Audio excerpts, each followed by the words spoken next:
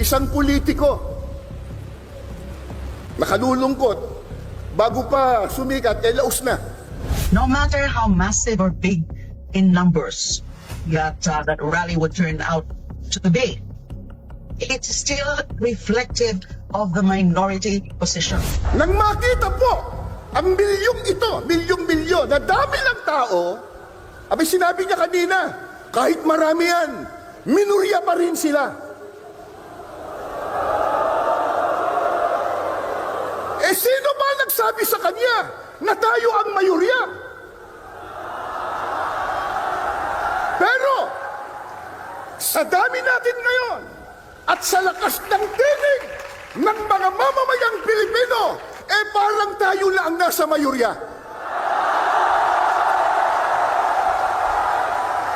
Nakalulungkot, ang inuuna ng iba sa kanila, yung mga nagbubunga ng awayan, nagbubunga ng hitwaan, na alam naman nating lahat na ang ginagawa nila, pamumulitika lamang. Tulad ng isinusulong nila na impeachment ng pangalawang Pangulo. Kahit mahihirap lang ang maraming Pilipino, manurunong naman tayong umintindi. Hindi tayo mangmang. Isigaw nyo nga, hindi mangmang, hindi mangmang, hindi mangmang.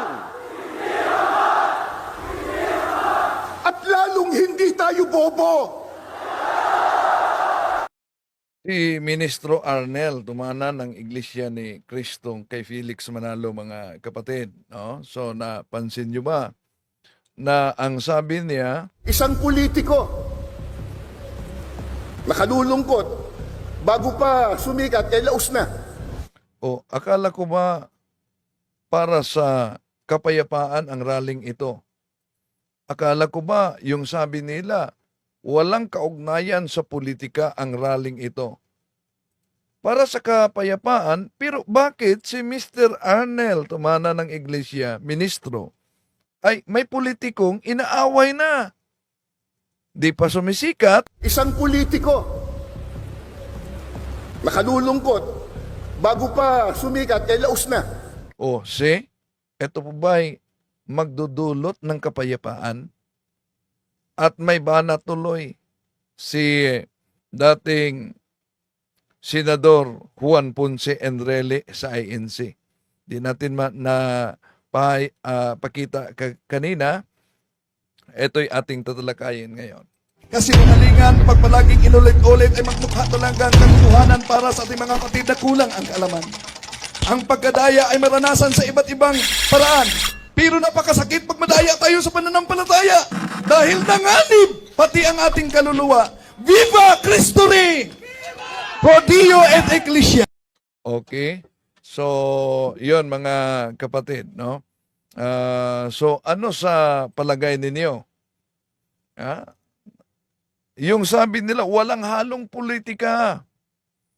Kung walang halong politika, yung rally nila, di ba, kitang-kita, ministro mismo na si Arnel Tumana ng Iglesia ni Cristo, sa kaniyang pahayag, abay, politiko binanatan, di pa umano, sikat, laos na.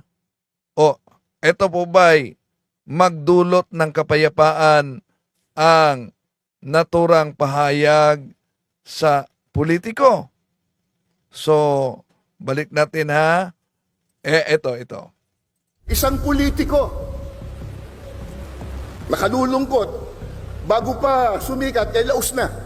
No matter how massive or big in numbers that rally would turn out to be, it's still reflective of the minority position. Nang makita po ang milyong ito, milyong-milyon, na dami ng tao, abay sinabi niya kanina, kahit marami yan, minorya pa rin sila. Sino ba nagsabi sa kanya na tayo ang mayorya? Pero, Sa dami natin ngayon at sa lakas ng tinig ng mga mamamayang Pilipino, parang tayo lang ang nasa mayorya.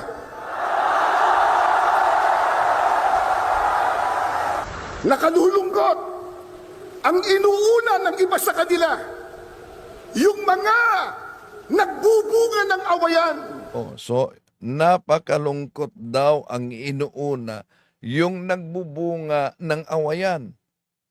Di ba nila napansin? Di ba niya napansin na yung pang-aaway niya ng isang politiko na di pa man umano sikat, parang ang tinutukoy nito si Dilima ata, no?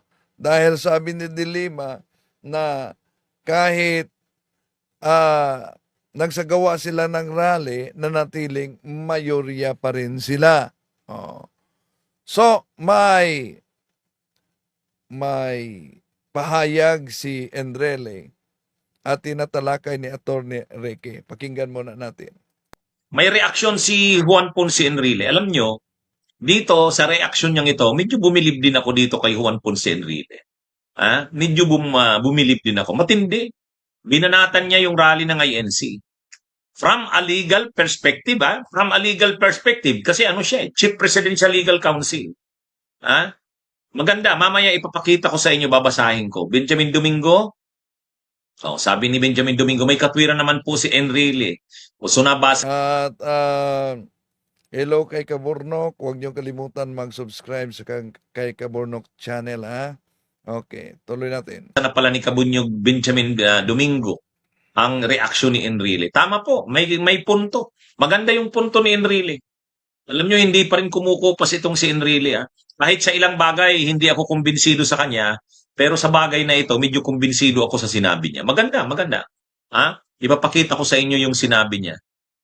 Romeo Talaman, tama ka po. Patama po sa INC at patama po sa INC yun. Mas patama sa INC. Kay Terering, sabi niya, dapat pag matanda na, magsabi na ng tama at katotohanan. Pwede. Kaya pala tama yung sinabi ni Enrile. Pero itong si Ben Lopez, ang akusasyon pa sa atin, chismuso daw tayo. Chismuso daw tayo. Okay? So ito mga kabunyog, mga kababayan, ito. Ito yung sinabi ni Enrile. Alisin ko muna yung picture niya, saka yung title natin.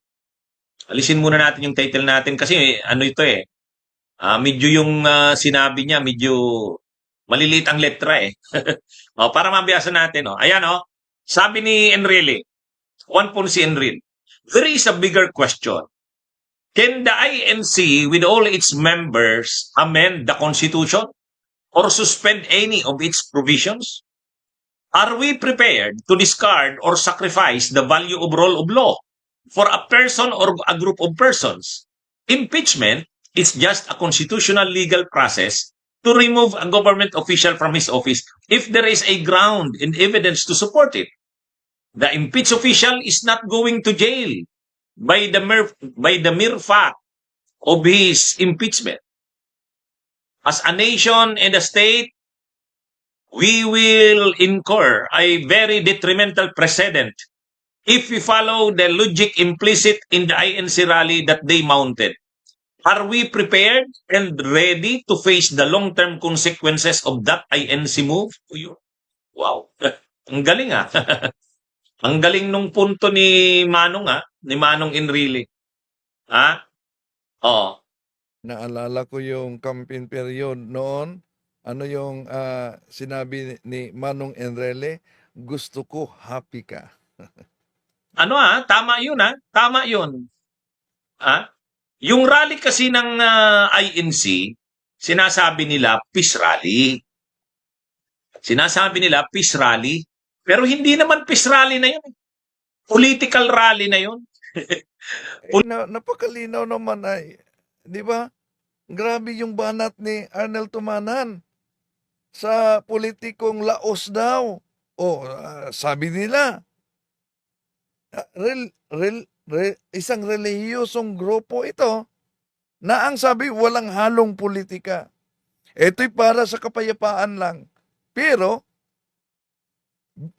may Laos daw umano na politikong binanatan Political rally na yon.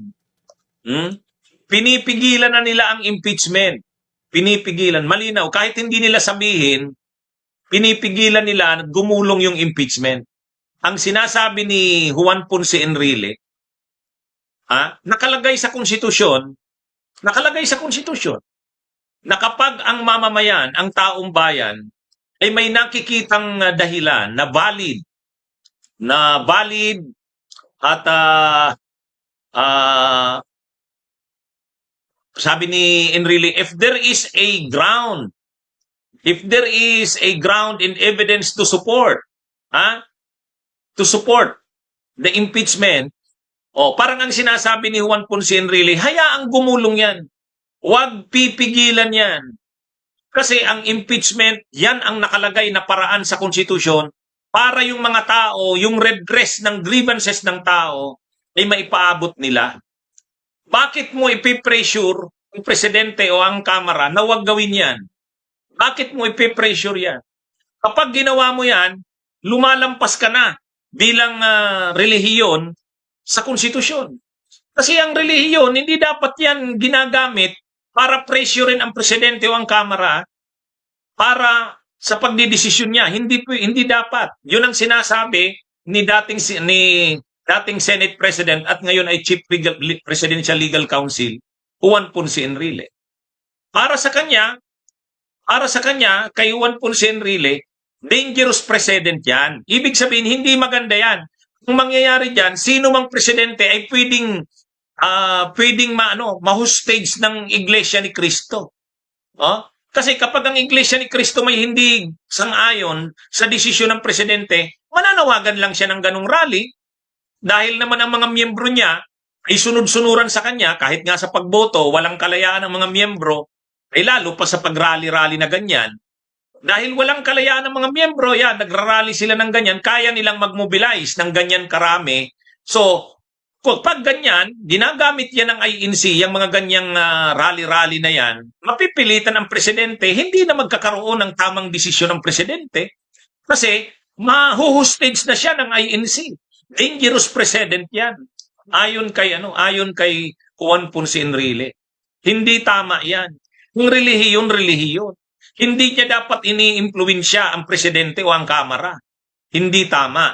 Kasi sabi ni Juan Ponce Enrile, dangerous. Ibig sabihin, mga kabunyog, mga kababayan, we will incur a very detrimental precedent. Ibig sabihin, mapaminsala. Hindi maganda sa demokrasya yan kasi presidente magiging hostage. Magiging hostage.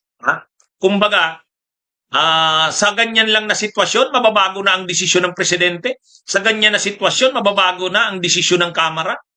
Ay hindi maganda yan sa takbo ng demokrasya. Kaya tama yung punto ni Juan Ponce Enrile. Ang relihiyon ay relihiyon. Ang politika ay politika. Ang dapat na ginawa nga doon ng INC, okay, kumpara ka nga sa kapayapaan. Kumpara ka sa kapayapaan, dapat ang ginawa mo, kami sa ANC, nire-respeto namin yung impeachment. Ang hiling lang namin, wag po tayong magkagulo. Sana hayaan nating gumulong ang impeachment. Pero, wag tayong magbantaan. Kasi nakikita naman natin, binabantaan na ni Sara Duterte ang presidente.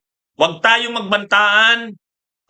Wag din tayong manawagan ng mga people power kasi makakagulo yan sa bayan. Kaya ang gumulong yung impeachment na yan, bigyan ng due process ang vice presidente, igalang ang kanyang karapatan. Mga ganun dapat. Mga ganun dapat. Iba Iba talaga. Walang halong politiko daw. At para sa kapayapaan. Tapos ang binanatan. Isang politiko, nakalulungkot, bago pa sumikat, laos na. No matter how massive or big in numbers that rally would turn out to be, it's still reflective of the minority position. Nang makita po Ang milyong ito, milyong-milyon, na dami ng tao, abay sinabi niya kanina, kahit marami yan, minurya pa rin sila. Eh sino ba nagsabi sa kanya na tayo ang mayorya? Pero, sa dami natin ngayon, at sa lakas ng tinig ng mga mamamayang Pilipino, eh parang tayo lang ang nasa mayorya.